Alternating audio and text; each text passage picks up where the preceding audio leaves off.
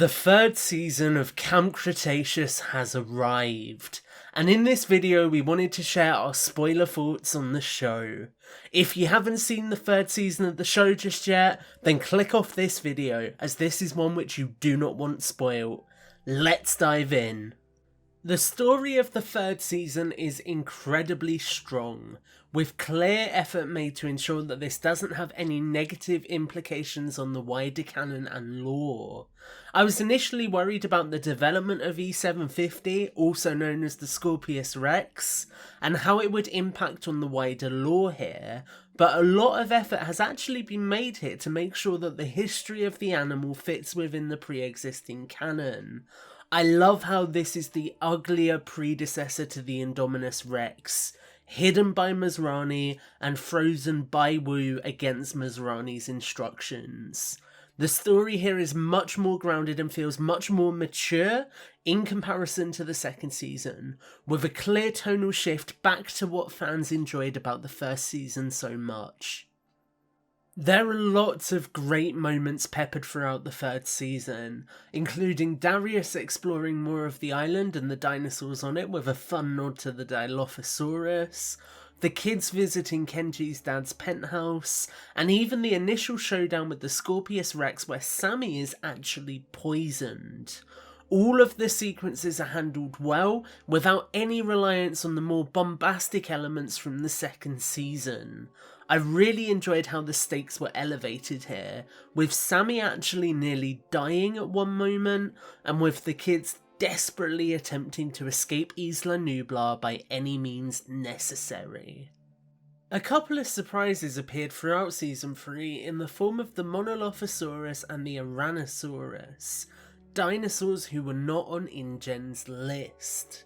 Whilst the lack of adherence to the InGen list can be considered slightly problematic, the animals have some really fun sequences in the show, even if there are an absolute ton of Monolophosaurus present at one point in time.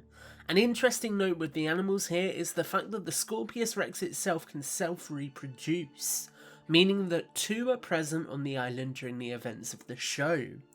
This sets up for the potential of more being present in the future, which is an interesting note to consider given how the third season of the show ends. On the subject of the Tyrannosaurus, there are lots of fantastic set pieces throughout the third season, one of which is the Tyrannosaurus attack at the docks during the earlier episodes. I love how the ambience here was more dark and mysterious, and I really appreciate how this was used to make the Tyrannosaurus feel a lot more intimidating and scary.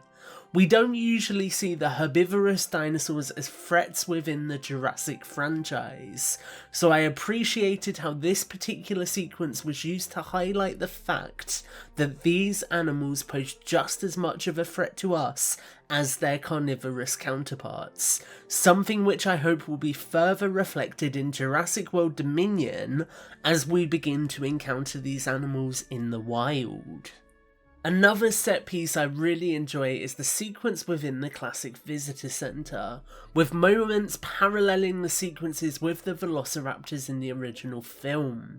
I love how some of the shots reflected this shot for shot in the new series, and I also love how some of the moments in the atrium area felt very similar to the final battle of Jurassic Park. I love how the visitor centre was originally Blue's nest before its destruction, helping to ground her as a firm part of Jurassic Park's history in terms of the fact that she is very much a byproduct of science developed in its past.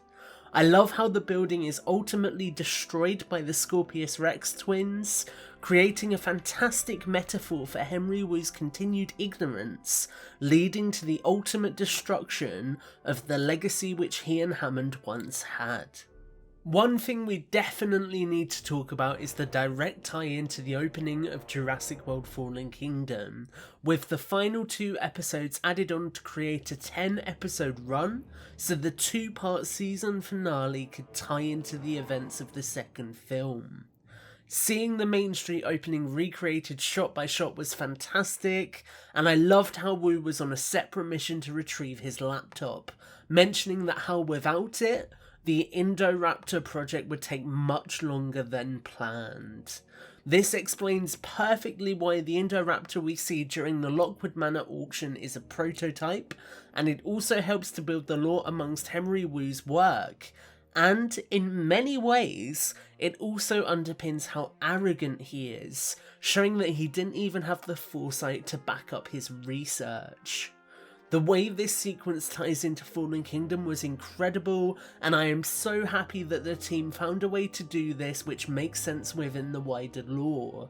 This managed to ease a lot of my initial concerns, and it left me with a huge smile on my face, and I'm 90% sure I shouted out at my TV too. Season 3 of Camp Cretaceous feels like a perfect conclusion to this series, with the kids leaving the island on Tiff's boat at the end of episode 10. There is, however, plenty of wiggle room left for additional storytelling in the future. Firstly, we have the presence of an animal on the boat as hinted at the end of the episode, possibly even a third Scorpius Rex, given its ability to reproduce asexually. Seeing a hybrid causing chaos in Costa Rica in a 4th season could be really interesting. We also have the continued presence of Manticore, with a drone tracking the Scorpius Rex in one episode, implying that Manta knew about the hybrid and may have even recovered the carcasses of the dead hybrids for their own experiments. Lastly, and an interesting point for me, is the pilot of the helicopter which crashed with the kids on board, as this character was never seen again after her escape, implying that there may still be at least one person stranded on Isla Nublar. All of these loose threads could potentially add meaningful story to explore in the future. Overall, the 3rd season of Camp Cretaceous addressed all of my issues with the 2nd season and made a fantastic and well-grounded story which you do not want to miss. It builds a lot around the lore of Henry Wu and his experimentation with hybrids, and also sets up some interesting plot threads which they could potentially explore in the future. Season 3 of the show left me feeling reinvigorated and excited, and whilst this feels like a perfect ending for Camp Cretaceous to end on, I am excited to see what may be in store for the future journeys of the campers. Thank you so much for watching this review, guys. Let us know what your thoughts on Season 3 are in the comments down below, and stay tuned for plenty more content from the Jurassic Park podcast in the near future.